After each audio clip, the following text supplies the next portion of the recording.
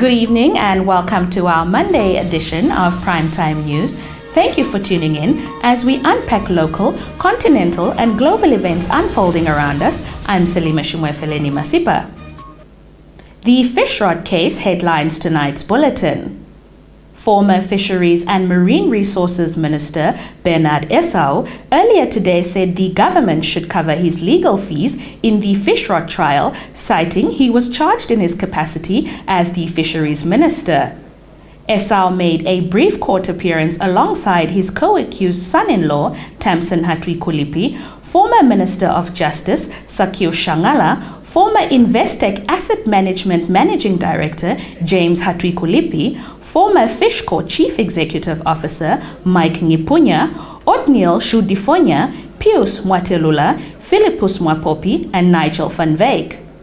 Esau, whose lawyer, Richard Metcalf, withdrew because of a lack of funding, told a fully packed courtroom that he is no longer able to cover his legal costs as his assets and bank accounts are frozen. He indicated that he wants the state to allocate funds for his preferred lawyer. Still in the High Court Judges Naomi Shivute and Philanda Christian earlier today dismissed the bail appeal of member of the Namibia Economic Freedom Fighters, Michael Amushelelo, who was arrested in March on charges relating to contempt of court. More context from this report compiled by Eba Kandovadu. It's called progress, I guess. Amushelelo reportedly organized an unemployment protest on Namibia's Independence Day, 21 March 2023, despite a High Court ruling stating otherwise. The two judges did not deliver the full judgment and only read the order. Amushelelo's lawyer, Kadila Amomo, has in the meantime indicated that they would appeal the High Court's ruling in the Supreme Court. Katutura Magistrate Sally Salionga in April denied Amushelelo bail on the grounds that there are no conditions that could be attached to his bail that would deter him from committing similar offenses. It was further her ruling that Amushelelo was granted bail with conditions attached in two previous cases, but no change was seen in his conduct while he was free on bail. Amushelelo was arrested alongside Dimbulukweni Noyoma and Popular Democratic Movement parliamentarian Ina Hangari. They face charges of incitement of public violence and malicious damage to property. Hangari and Noyoma were both released on bail in the amount of 5,000 Namibian dollars. Reporting for Primetime News, Ishmael Mukuvonda. Now, the Ministry of Home Affairs, Immigration, Safety and Security recently conducted an outreach program at the Maltahia village under the theme, The Potential to Increase Coverage, Improve Quality and Timeliness of Data through the Digitalization of Civil Registration. Our correspondent in the Hardap region, Alvinus Dreyer, brings us this report. The event earlier in the week also coincided with the commemoration of Civil Registration Day in the Hardap region.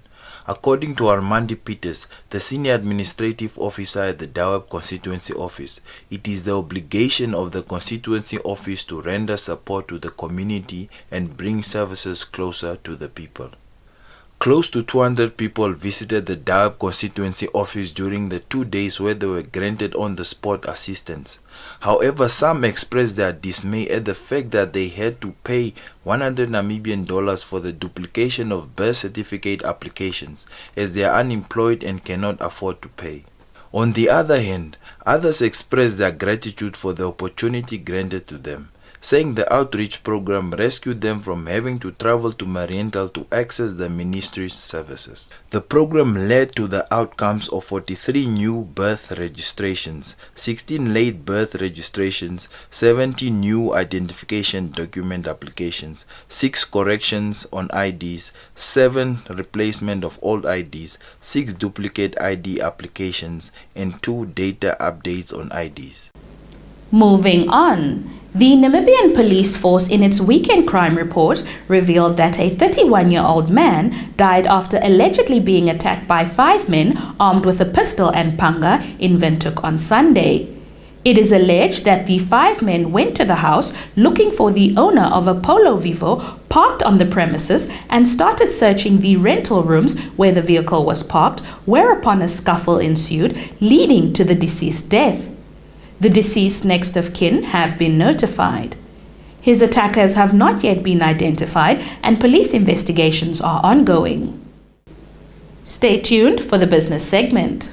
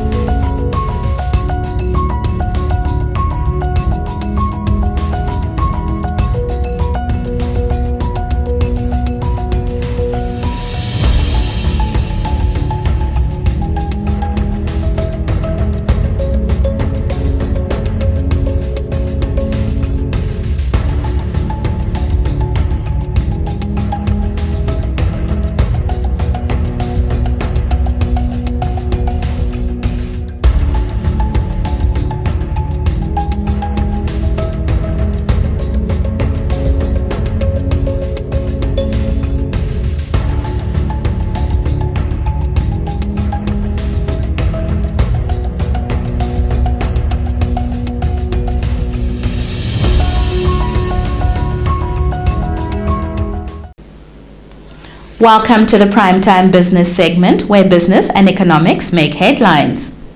Green Hydrogen Commissioner James Munyupe recently announced the establishment of the Green Hydrogen Program in Namibia, a groundbreaking initiative poised to revolutionize the country's energy landscape.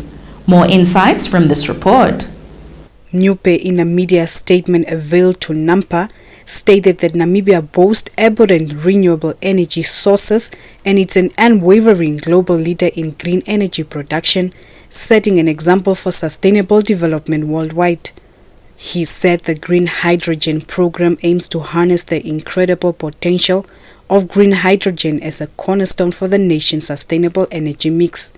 By leveraging renewable resources, it is committed to driving economic growth, reducing carbon emission, and ensuring energy security for generations to come. Furthermore, to turn this visionary program into a resounding success, the program is teaming up with Potentia, a renowned hiring agency specializing in identifying exceptional talent, the Green Hydrogen Commissioner said. He stated that they are on the lookout for dynamic, passionate individuals who share their dedication to shaping a greener, more prosperous future. Munyupe invites professionals, experts and enthusiasts from various disciplines to join the program. Reporting for Primetime News, Diana Kauta. On to the entrepreneurship front. Old Mutual Namibia, in collaboration with the United Nations Development Programme Accelerator Lab, announced the Old Mutual Sustainable Economic and Empowerment Drive winners for the Kavango East region. Let's get some context from this report. Old Mutual, in a media statement, said Ladislav Shikerete of Wapanawa Recycling Center secured the Sustainable Economic and Empowerment Drive 2023 Kavango East winner title. The entrepreneur, who collects plastic waste and transforms it into environmentally friendly bricks without using water, was awarded the first prize of 50,000 Namibian dollars to expand his business. Maria Haingura, specializing in farming and Katiku poultry trading, secured the second spot and received 30,000 Namibian dollars, while Rosita Chilunda of Kayowo Trading, specializing in carpentry, came in third and received 20,000 Namibian dollars in prize money. Old Mutual Namibia Group Marketing, Public Affairs and Sustainability Executive Mignon Duprise said the three winners' dedication and ingenuity have shown a spotlight on the entrepreneurial prowess within Kavango East. Dupree said this continues to be a testament of the untapped potential within Namibia's aspiring entrepreneurs. They are elated to witness Ladislaus' remarkable journey and the positive impact their businesses bring to the nation. Reporting for Primetime News, Jekonia Nehemia. That concludes our top news segment for tonight. Up next is your economics roundup, followed by the weather forecast.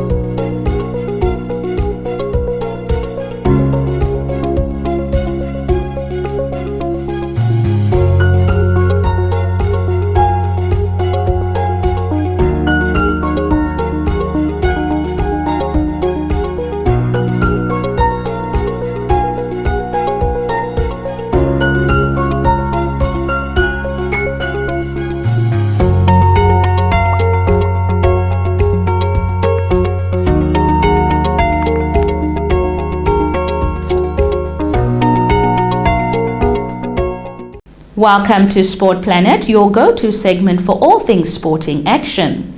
Athletics lead the segment. Athletics Namibia has released the names of 3 athletes and officials who will be representing Namibia at this year's World Athletics Championships set to be held in Budapest, Hungary from 19 to 27 August 2023. The World Athletics Championships is a biennial athletics competition organized by World Athletics alongside the Olympic Games. It represents the highest level championships of senior international outdoor athletics competition for track and field athletics globally.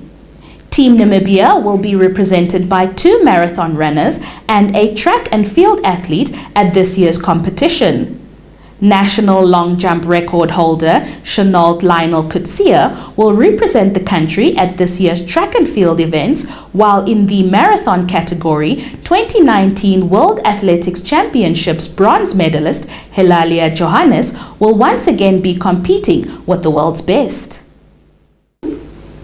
Minister of Sport, Youth and National Service, Agnes Shongarero, said the Oshana PST Bet Governors Cup represents a remarkable platform for the youth to showcase their skills and abilities. Chongarero said this during the official opening of the tournament on Saturday at the Oshakati Independence Stadium. Chongarero noted that through events as these, talent can be identified and nurtured, providing young people with the necessary support and guidance to reach their full potential.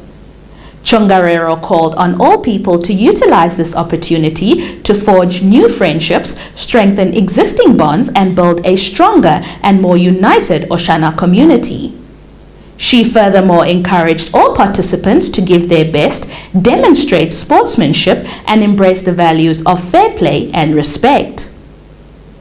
Stay tuned for the Sports Roundup.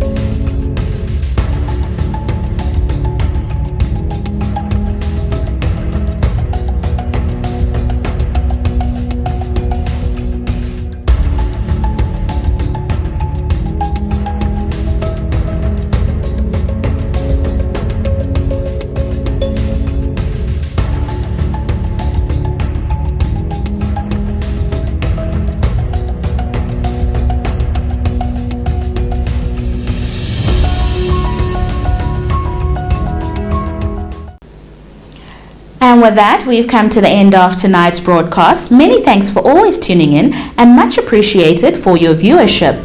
Before we call it a night, a kind reminder to follow the prompts on your bottom right of your screen to subscribe, like and share our content. We are committed to working on delivering content that resonates with you, our audience. Catch me tomorrow for another Primetime News edition. From myself, Salima Shumwefeleni Masipa, and my entire production crew, it's good night.